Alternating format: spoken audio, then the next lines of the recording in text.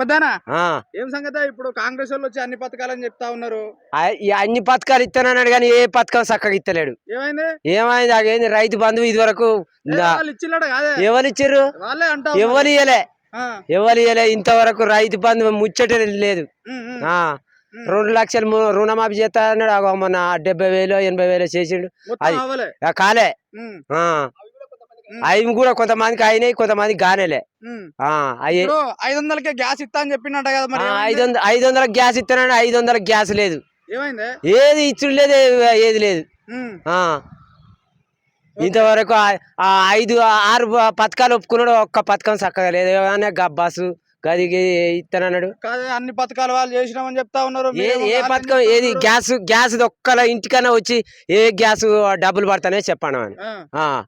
ఏ gas లేదు. మరి వాళ్ళు చేసిందే, మరి వాళ్ళు చేసింది 6 పథకాలు వాళ్ళు చేసినామని చెప్తా ఉన్నారు. మాకు ఏ పథకం ఇప్పటి వరకు అయితే బస్సు ఫ్రీ లేడీస్ కు.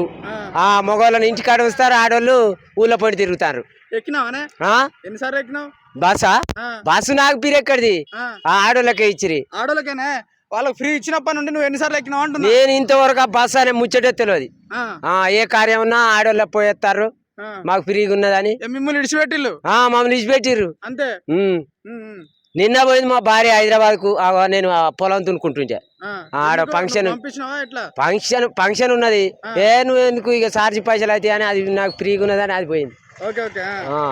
సో ఇప్పుడు కొన్ని పథకాలని చెప్పిండు కదా, మరి అన్ని వచ్చినాయనే? రాలేదు, అన్ని రాలే. ఒక బస్సు ఫ్రీ, మొన్న రైతు బంధు అది ఏందో అది 60-70 ఉన్న వాళ్ళకి పురాగా ఇవ్వాలి కానేలే రుణమాఫీ.